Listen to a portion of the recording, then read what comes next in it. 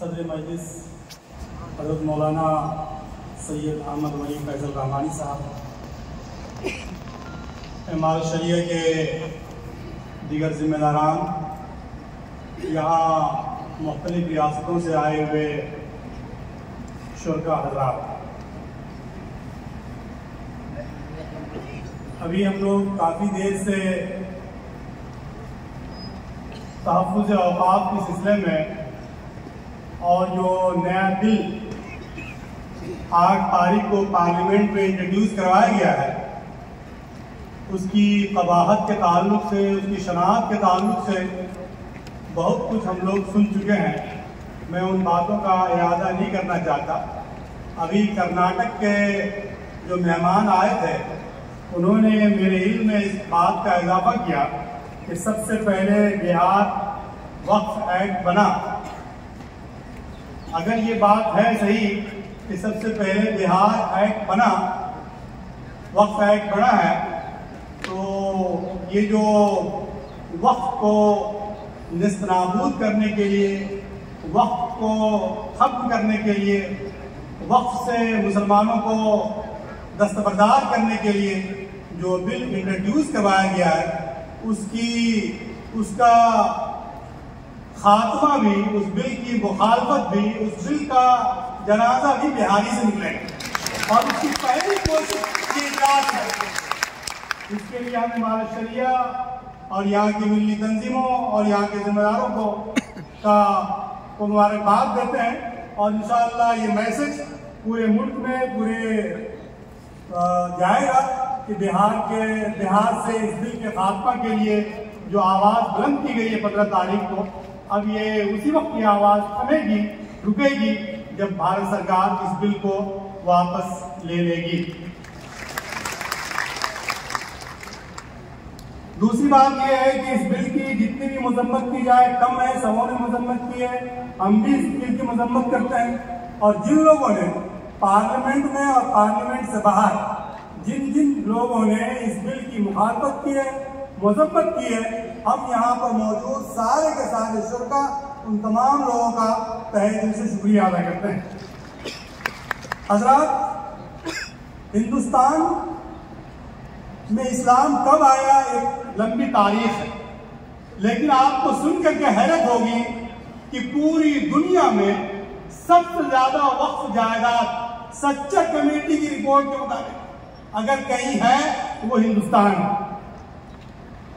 और नंबर 2 पर टर्की है, जो हिंदुस्तान से बहुत ही कम है। खुद सऊदी अरब में भी इतने औकाफ नहीं है जितने हिंदुस्तान में है। लेकिन ये बात सुनकर के हैरत हुई कि मुसलमानों ने किसी जमीन पर हाथ डाला, कलमा पढ़ा, कुरान पढ़ा, नमाज पढ़ा और वो वक्फ हो गया।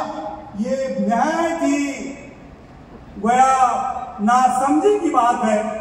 जो लॉजिक पेश की जा रही है उसके पीछे कोई दलील नहीं है। मुसलमानों के आबा व अजदाद ने, मुसलमानों के गयूर, मिल्लत के गयूर लोगों ने इसको वक्फ किया। और ये बात भी सही है, इस्लामी तारीख में सबसे पहले अगर वक्फ का कोई सिलसिला शुरू हुआ, वो इस्लाम से पहले की तारीख में कोई चीज ऐसी नहीं मिलती। मुसलमानों ने सबसे पहले वक्फ किया। अभी मोहतरम नाज़िम साहब की गुफ्तगू में बहुत ही तफसील के साथ और मुफ्ती साहब की गुफ्तगू में बातें आ चुकी हैं। उन्होंने कई औकाफ का तज़किरा किया। हज़रत उस्मान रज़ियल्लाहु अन्हु ने इस कब्रिस्तान, जिस कुएं को वक्फ किया था, वो उस जमाने में 35,000 रुपये में खरीद करके वक्फ किया था।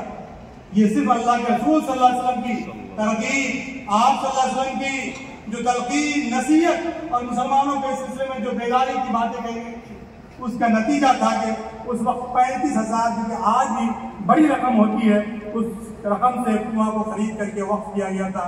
और यही जज्बा है हिंदुस्तानी मुसलमानों का, हमारे आबा व अजदाद का, कि आज भी वक्फ की इतनी बड़ी प्रॉपर्टी हमारे यहाँ मौजूद है। हम इस पर कोई बात नहीं करना चाहते। सच्चे कमेटी ने ये बात कही है कि आज 34,280 स्क्वायर किलोमीटर पर औकाफ के जायदाद हैं। और केरला रियासत जो है वो 38,863 किलोमीटर पर मुश्तमिल है। पंजाब की पूरी रियासत जो है वो 50,000 तकरीबन स्क्वायर किलोमीटर मुश्तमिल है। गोया हिंदुस्तान में जितने औकाफ है उससे एक बड़ी रियासत बन सकती है, एक सूबा बन सकता है। तो इसीलिए इस पर एक बुरी नजर डाली गई है।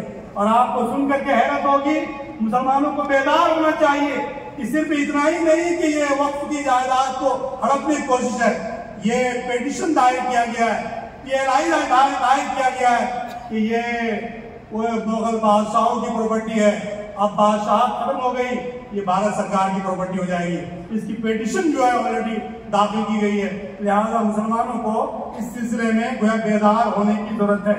सच्चर कमेटी की रिपोर्ट के मुताबिक 20,000 करोड़ रेवेन्यू जो है जनरेट होना चाहिए था इस वक्त से, लेकिन अफसोस की बात यह है उसका नहीं के बराबर रेवेन्यू आ रहा है। सच्चर कमेटी खुद कहती है कि इस पर दो तरह के कब्जे हैं। एक कब्जा तो ये है कि सिरे से वक्फ के पास प्रॉपर्टी है ही नहीं, औकाफ के पास, वक्फ बोर्डों के पास ये प्रॉपर्टी है ही नहीं, जाय हो चुकी है प्रॉपर्टी। दूसरी बात कहती है कि जो प्रॉपर्टी है वो न्यायत ही कम कीमत पर 100 साल के लिए लीज दिए गए हैं। चले जाइए पटना सिटी में, यहीं पर 200 रुपया आज भी वक्फ की मस्जिद के कटरे में गोया कटरे किराया आ रहा है। वहीं बगल में 4,000, 5,000, 20,000, 25,000 किराया आ रहा है। बहरहाल वक्फ नहीं है। JPC का एतराफ है कि कुल औकाफ के 70 से 80% हिस्सा वक्फ बोर्ड के कब्जे से बाहर है। तो आगे भारत सरकार को इसके लिए तो सख्त से सख्त कानून लाना चाहिए था, तो वो हिस्से जो बाहर है उसको अंदर लाया जाए। हम तो सिर्फ अंदर लाने की बात कर रहे हैं, आपने ऐसा कानून लाया है जिससे ये हिस्सा भी मजीद खत्म हो जाए। हम इसलिए इसको कभी भी कबूल नहीं करते, पसंद नहीं करते।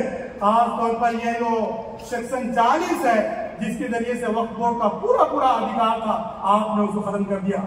वक्फ बाई यूजर अभी बिहार में सर्वे काम चल रहा है, लोगों के अपने दादा परदादा की जमीन के कागजात नहीं है, कहां से वो 200-300 वर्ष के कागजात लाएंगे। यहाँ मस्जिद थी, वो वक्फ बाई यूजर खुद इस्लामी शरीयत के लॉ के हिसाब से किसी आदमी ने, हमने जमीन को वक्फ किया और उसमें हमने ऐलान नहीं किया, मस्जिद में नमाज पढ़ी जा रही है, लोगों ने देखा 10 वक्त की नमाज हुई, 2 दिन की नमाज हुई, 5 दिन की नमाज हुई, काजी शरीयत को भी अख्तियार नहीं है कि वो उसको गोया कहे कि वो हम अपनी निजी प्रॉपर्टी उसको बना कर रखें, वो वक्त की प्रॉपर्टी मानी जाएगी, चाहे जबान से कहे न कहे। तो सरकार को यह अख्तियार किसने दे दिया? लिहाजा हम चाहते हैं कि सरकार इसमें मुदाखलत न करे। अगर ये कानून पास होता है, यकीन जानिए बहुत ही खतरनाक होगा, इस मायने में कि आज दरखास्त की जाएगी जिला कलेक्टर को और कल मस्जिद जो है तालाबंद कर दी जाएगी और कहा जाएगा कि आप साबित कीजिए कि मस्जिद की जमीन है, वक्फ की जमीन है। ये बहुत ही खतरनाक कानून है। हम सब लोगों को वो देखिए, मछली बगैर पानी के एक दिन भी जिंदा नहीं रह सकती, एक लम्हा भी जिंदा नहीं रह सकती। मुसलमान बगैर मस्जिद के, कब्रिस्तान के, ईदगाह के गोया जीते जी वो मुर्दा है। लिहाजा आपकी जिंदगी का सबूत देना पड़ेगा हमें और आपको, और इसके लिए आपसे और हमसे जो भी कोशिश बन पड़ती है वो कोशिश करनी पड़ेगी। आखिरी बात जो खत्म हो गया है वो ये है कि कहा गया है कि वक्त वही आदमी कर सकता है जो 5 साल प्रैक्टिसिंग होगा। प्रैक्टिसिंग मुस्लिम, आप प्रैक्टिसिंग मुस्लिम का क्या मतलब मुझे नहीं मालूम है, लेकिन इस बिल की मुखालफत वही कर सकता है जो प्रैक्टिसिंग मुस्लिम होगा, शरीयत के हिसाब से ईमान भी होगा, अमल साले भी होगा, हक और सत्य की तल्कीन करने वाला भी होगा, वही प्रैक्टिसिंग मुसलमान होगा। और अपने अंदर ये जज्बा पैदा कीजिए। यहाँ उलमाए किराम की बड़ी तादाद है।